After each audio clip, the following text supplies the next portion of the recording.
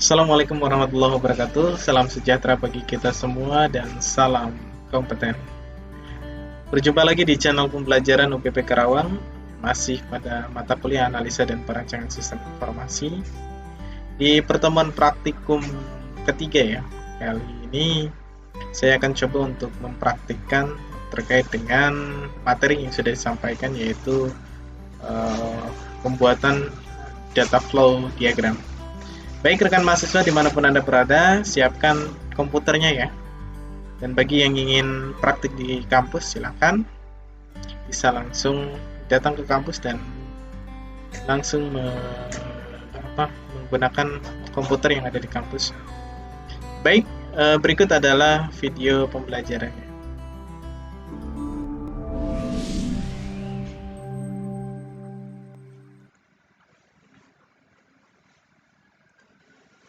Oke, di modul praktikum ya, pertemuan kali ini saya akan coba untuk membuatkan pertama yaitu terkait dengan diagram konteks ya. Mungkin rekan mahasiswa bisa membacanya ya. Di sini tujuan daripada pembuatan diagram konteks ini mahasiswa dapat memahami level 0 dari DFD ya. Mahasiswa dapat membuat suatu diagram konteks sederhana.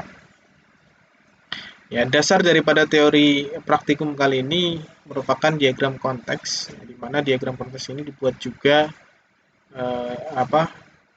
diagram tingkat atas ya, yang merupakan top level daripada diagram DFT ya.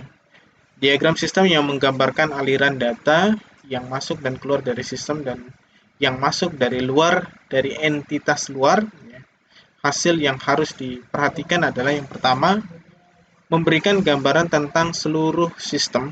Nah, jadi di sini adalah penggambaran secara keseluruhan sistem ya, atau general system ya. Kemudian terminal yang memberikan masukan ke sistem disebut dengan source ya. Terminal yang merupakan suatu masukan ke dalam sistem itu disebut dengan source ya. Jadi source-nya itu dibuatkan dalam bentuk terminal. Kemudian terminal yang menerima keluaran disebut dengan sink atau destination ya bahasanya.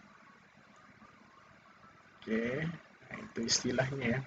Kemudian hanya ada satu proses saja ya kalau di dalam data diagram konteks itu hanya ada satu proses saja ya. Oke. Kalau sudah prosesnya banyak itu bukan DFD lagi ya, tapi sudah masuk ke dalam diagram level. Tidak boleh ada data store, awas hati-hati nih. Kalau di dalam diagram konteks itu tidak ada atau tidak boleh ada data store. Nah, ini prinsip daripada diagram konteks. Kemudian diagram konteks merupakan diagram yang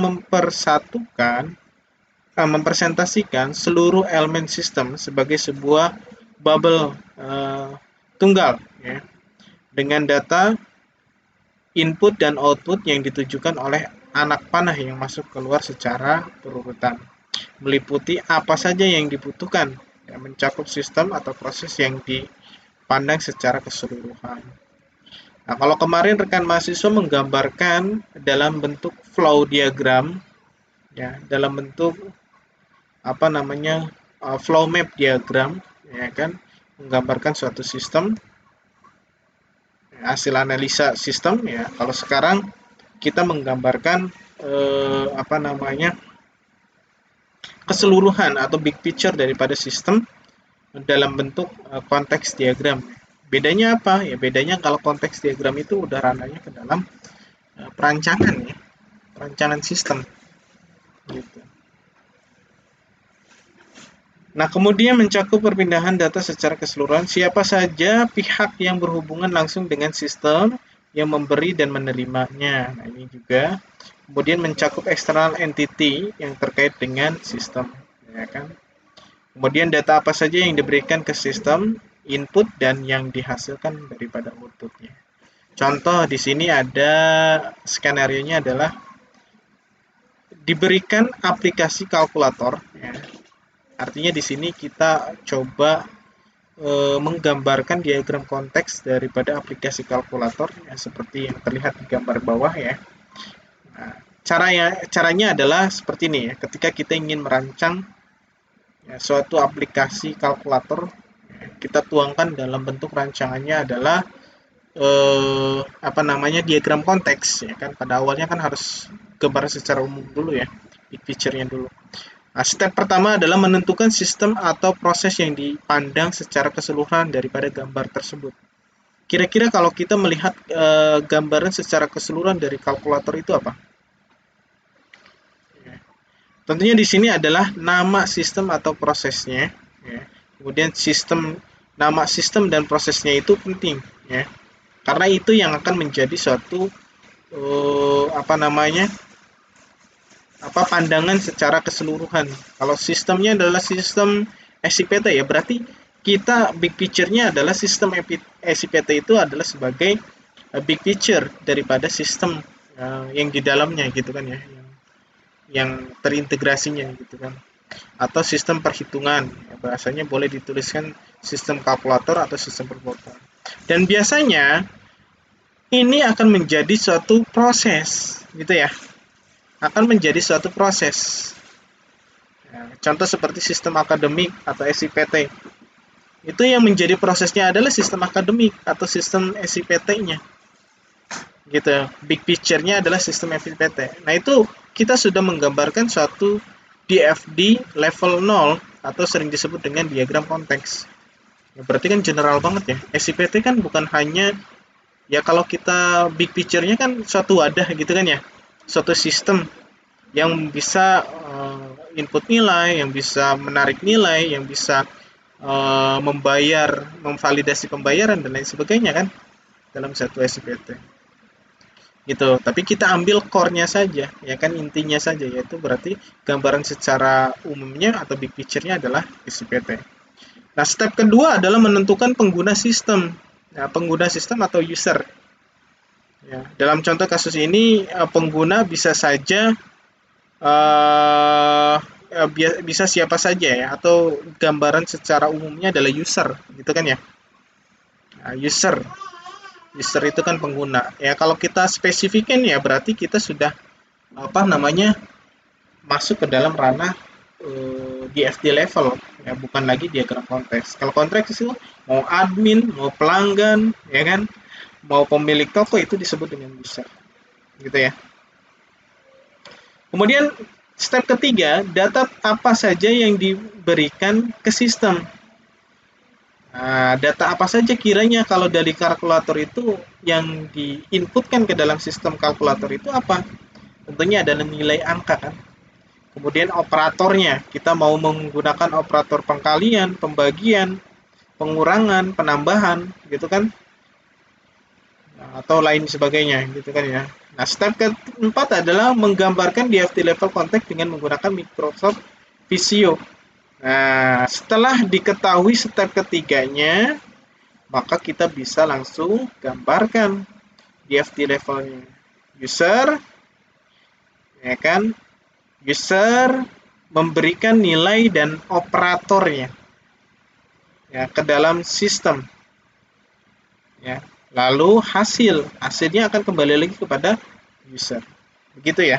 Nah, cara penggambarannya rekan mahasiswa bisa gunakan software atau aplikasi eh,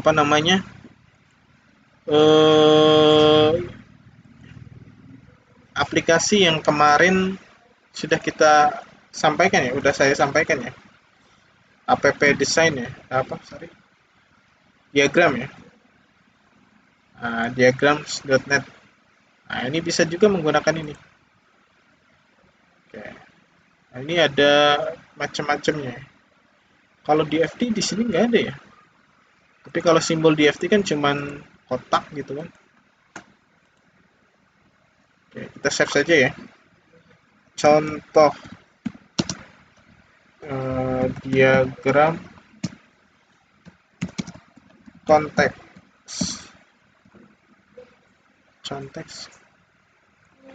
Konteks aja.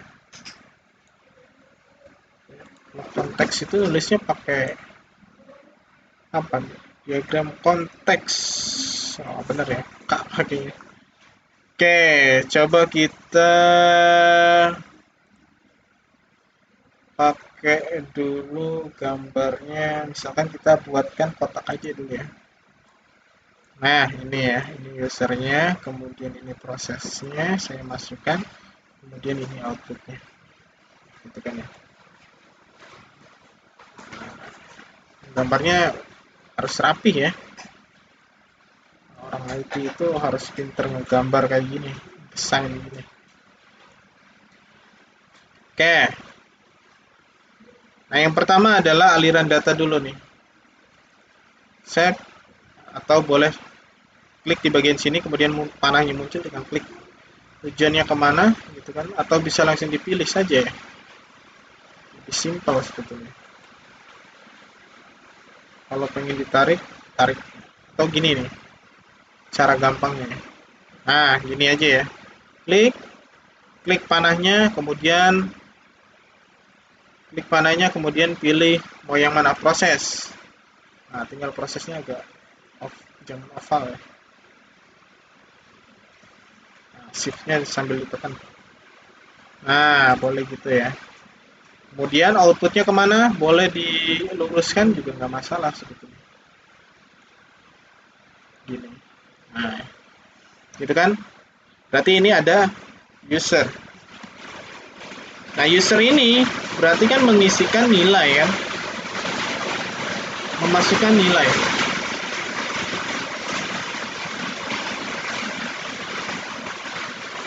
Nah, berarti di teks ini nilai.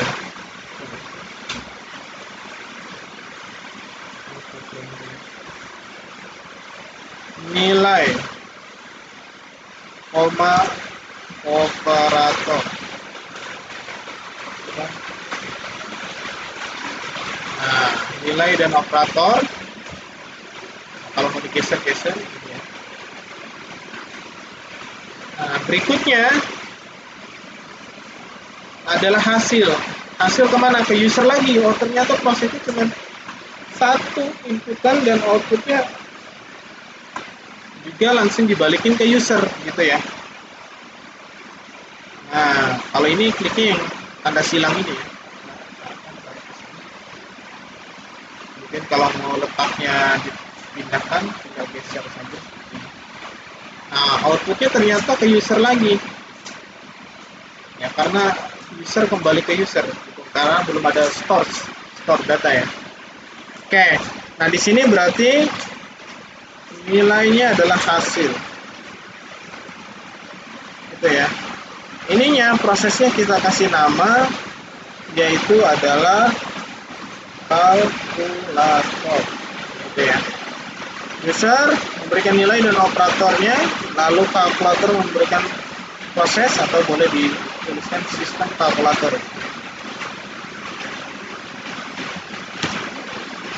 Nah, kemudian hasilnya akan dikembalikan lagi kepada sistem. Nah, ini yang disebut dengan diagram konteks ya. Oke. Kalau bikin data store di sini gimana ya? Ada nggak?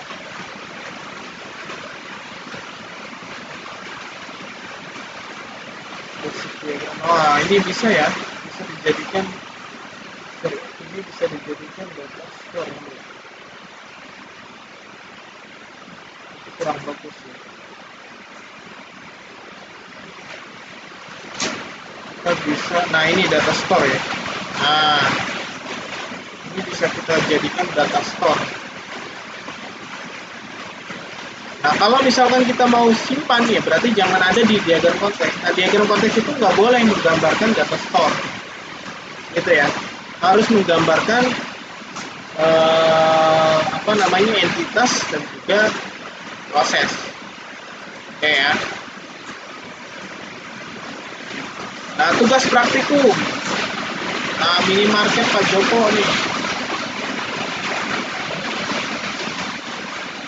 Untuk kebutuhan sehari-hari Pak Joko ingin membuat sistem bisa untuk transaksi penjualan di kasir. Sebagai seorang analis, Anda diminta untuk menggambarkan diagram konteks dari sistem tersebut. Pada saat ingin menggambarkan menggunakan Facebook, pengguna diwajibkan. Nah, ini contoh kedua ya. Nah, nanti ini rekan mahasiswa coba untuk praktikan di rumah ya. Bentar ya, lagi hujan kayak seperti